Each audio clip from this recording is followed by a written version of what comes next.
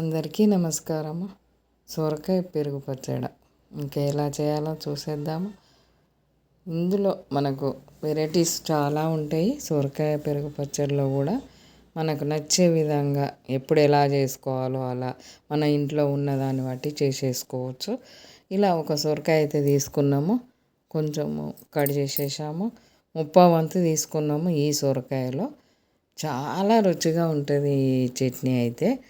మనము ముందు కొంచెం ఆయిల్ పోసేసి పచ్చిమిర్చి వేసుకోవాలి. స్పైసీ తినే వాళ్ళని బట్టి పచ్చిమిర్చి వేసుకోవాలి.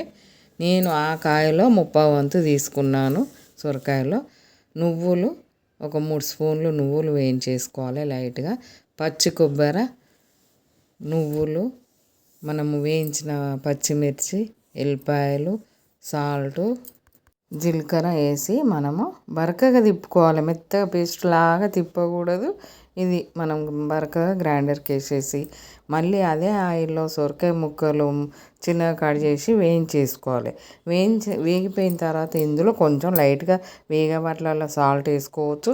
చూసుకుంటూ పచ్చడిలో సాల్ట్ వేసుకోవాలి. ఇలా వేగేటప్పుడు వేస్తే కూడా కొంచెం టేస్ట్ బాగుంటుంది. లైట్గా వేసుకోవచ్చు వేగేటప్పుడు. కొంచెం మగ్గిన తర్వాత ఇవి కూడా మనం ఇందాక గ్రైండర్కి వేసిన పచ్చిమిర్చి దాంట్లో ఈ సొరకాయ ముక్కలు వేసి ఇవి కూడా ఒక్కసారి మనకు గ్రైండర్ ఆన్ చేసి ఆఫ్ చేసేయాలి. అంతే, బరకగానే తిప్పాలి. మెత్తగా పేస్ట్ లాగా తిప్పకూడదు. ఈ ముక్కలు వేసినామంటే ఒకసారి ఆన్ చేసి బంద్ చేస్తే ఇలా వచ్చేస్తుంది. చాలా టేస్ట్ ఉంటుంది ఇలా ఉంటే. ఇంకా దీంట్లోనైతే మనము పెరుగు కూడా ఇంకా సగం కప్పు పెరుగు తీసుకున్నాము. 1/2 లీటరు పెరుగులో సగం తీసేసుకొని మనం 1/2 లీటర్ తీసుకొని ఈ మనం బరకగా తిప్పిన చట్నీలో వేసేసి మళ్ళీ అది కూడా ఒకసారి ఆన్ చేసి ఆఫ్ చేసేసేయాలి. ఇది కూడా మనం మొత్తం తిప్పకూడదు. గ్రైండరు మనము అన్నీ పిండి తిప్పినట్టు తిప్పకూడదు. ఈ పెరుగు వేసేసి ఒకసారి ఆఫ్ చేసి ఆన్ చేస్తే సరిపోతుంది.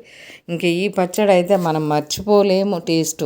పిల్లలు అయితే ఎంతో ఇష్టంగా తింటారు. సమ్మర్లో అయితే అసలు ఊరికేనే స్పూన్ తోట తినేయచ్చు. ఇలా మళ్ళీ అది తిప్పిందంతా పక్కకు పెట్టేసుకొని మనం తాలింపు పెట్టేసుకుందాము. తాలింపుకు అదే కొంచెం ఆయిల్లోనే మళ్ళీ జీలకర్ర, ఆవాలు, ఎండుమిర్చి, ఇంకా పసుపు అంటే మన ఇష్టాన్ని బట్టి వేసుకోవచ్చు. కొంచెం కరివేపాకు చిటికెడే వేసుకోవాలి. పసుపు ఎక్కువ వేసుకోకూడదు. ఉల్లిపాయలు వేసి వేగిన తర్వాత మనం ఇలా ఈ లూజు చేసుకొని పోసేసుకోవాలి. ఇక మనం పెరిగేసినాక లూజు తెలిసిపోతుంది. మనం ముందు వాటర్ వేయకూడదు. ఈ లూజు ఉంటే సరిపోతుంది. ఇంకా ఇది ఒక్కసారి లేసి ఉడికేటప్పుడు మనము పెద్ద ఉల్లిపాయ మంచిగానే పెద్ద ఉల్లిపాయ కట్ చేసి వేసేయాలి. వేసి స్టవ్ ఆఫ్ చేసేయాలి. ఇక ఉల్లిపాయ ముక్కలు వేసినాక స్టవ్ ఆఫ్ చేసేసుకోవడమే, ఇంకా ఉంచకూడదు.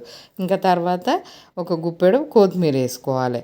ఇంకా ఈ చట్నీ అయితే అస్సలు మిగలదు. మనకు ఎంత చేసినా కానీ మొత్తం ఒక పూటలో అయిపోతుంది. ఇక ఈ చట్నీ సొరకాయ పెరుగు పచ్చడి చాలా బాగుంటుంది.